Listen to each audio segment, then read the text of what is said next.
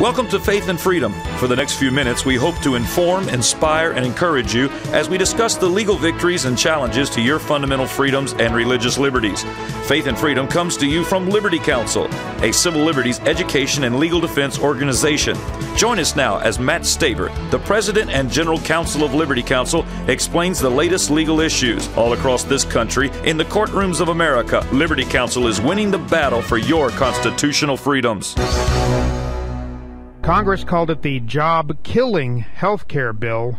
Now the nonpartisan House Budget Committee, the Congressional Budget Office, CBO, has determined that that is indeed the case. I am Matt Barber, in for Matt Staver today, Vice President of Liberty Counsel Action and Associate Dean with Liberty University School of Law. And joining me once again in studio today is Shawn Akers, Dean of Liberty's Helms School of Government and Policy Analyst with Liberty Counsel.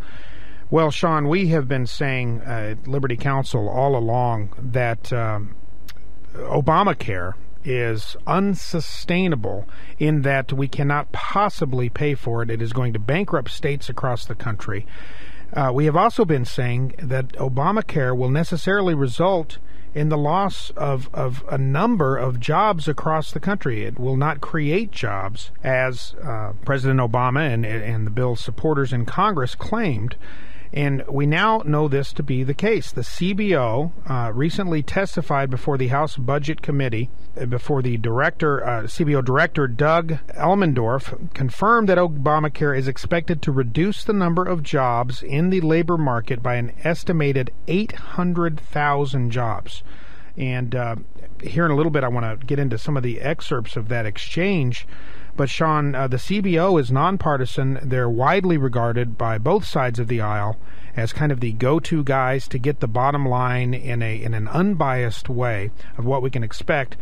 I suspect that the numbers will be even more than that, because you cannot possibly inject 30 million new healthcare patients into a system while driving out a number of practitioners, doctors, because it's cost prohibitive for them to continue to practice medicine, and expect people to maintain jobs and expect the healthcare system not to collapse. You know, Matt, this fantasy of the government can do it better and the government can do it cheaper has failed us so many times that you have to wonder whether it's not insanity to continue to think that it's going to do something different. We have said from the beginning that Obamacare is the single greatest socializing mechanism that this nation has seen in probably 50 years. This thing is doomed to destruction just based on logic. The facts are the facts. You're talking about losing 800,000 private sector jobs, real jobs, the jobs that create things, the jobs that generate taxes and create wealth. And you're talking about whatever jobs are going to be created are largely created on the public side, which means they are funded by your tax dollars, not creating tax dollars. This is exactly how nations devolve from protectionism. This is what Frederick Bastiat would have said starts with protectionism. He said, Matt, that protectionism, socialism, and communism are three phases of the same tree, that it's just a matter of growth in a general direction. And that's exactly what you're talking about here. Under the guise of protectionism, the government has instated a very socialistic policy that requires the taking of money from one group and the giving of it to another, which Bastiat, by the way, would have called plunder, legalized plunder. Yes. And they're using that in a way that even the CBO is saying you're going to cost nearly 1 million jobs in doing this. But it's been given Holy Grail status by the administration, and everybody's linked to it politically. So now, the line is drawn in the sand. Well, it's President Obama's crown jewel. And as our friend Congresswoman Michelle Bachmann of Minnesota has said, Obamacare is the crown jewel of socialism. And that is indeed the case. You know, Ronald Reagan famously said that government is not the solution, government is the problem.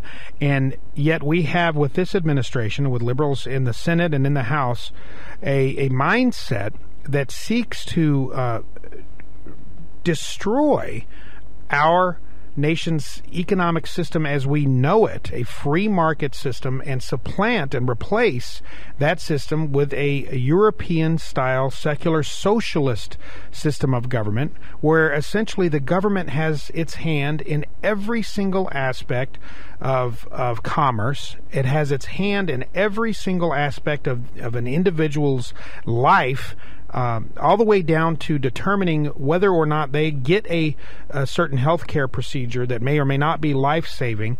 That is government not being part of the solution. That is government being the problem. Now we have the CBO affirming that, and I want to quickly read here this exchange between chairman of the House Budget Committee, Congressman Paul Ryan, and Director Elmendorf.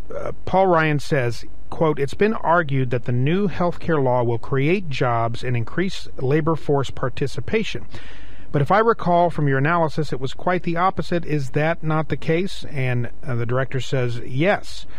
Representative John Campbell says, "Thank you, Mr. Chairman. Well, and Dr. Elmendorf, and we'll continue this conversation right now. First on health care, before I get to broader issues, you just mentioned that you believe, or that in your estimate, that the health care law would reduce the labor used in the economy by about 1/2%.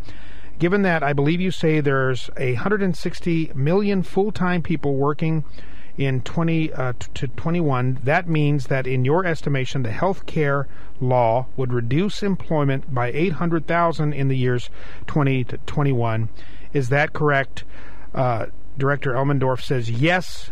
The way I would put it is that we do estimate, as you said, that employment will be about 160 million by the end of the decade. 0.5% of that is 800,000. So there we have right there a projection within 10 years of 800,000 additional jobs lost. Again, Shawn, I don't see how it can't end up being much worse than that when you start crunching other numbers and looking at whether or not this massive government takeover of healthcare is even sustainable. It is not. No, very simply, Matt, if you know, there are some numbers that aren't being discussed here, and I'd love to see the CBO address those. For instance, if if you're going to provide health care for this great increased number of people, that comes at a price. Where are you going to get that money? The only place that you can get that money is from taxation. If you get that money from taxation, that puts downward pressure on the market, which means, and the more important number, as economists will tell you, is underemployment. Not just unemployment, but is underemployment. The rough fact of the matter is that you will make less money because the government is taking it from you and instituting what Bastiat called false philanthropy. They are taking your money and giving it away as they see fit, which causes you to make less and to be in greater need of help yourself. This is the way that the socialist death cycle works. Well, the good news is that Republicans in Congress and in the Senate are working and are promising to carry out the promises that they made during this last election cycle. Many new freshman congressmen were hired for the job on the promise that they would do away with this socialized medicine program, with ObamaCare. It's already passed overwhelmingly in the House. It did not make it through the Senate. No surprise, because the Senate is still led by supporters of socialized medicine and Harry Reid and other liberals in the Senate.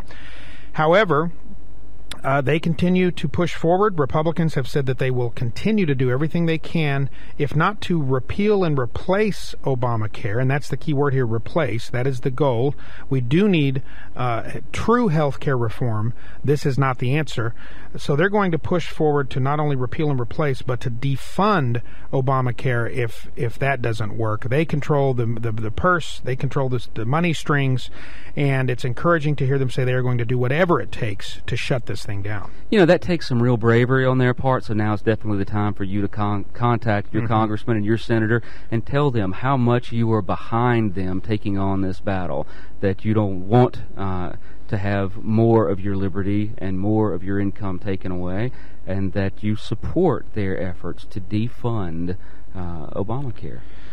Well, folks, Liberty Counsel has been at the forefront in exposing Obamacare, exposing this Obama administration, and exposing the goals that it has to remake an America, to fundamentally change America, as President Obama has said, in his own secular socialist self-image. We will continue to educate the public and shine light on attempts by those currently controlling the reins of government to remake an America and do away with the America that we know and love and that our founders embraced, and a vision that was given to them from the God that we once held near and dear as a nation. Go to lc.org to learn how you can become part of our ministry.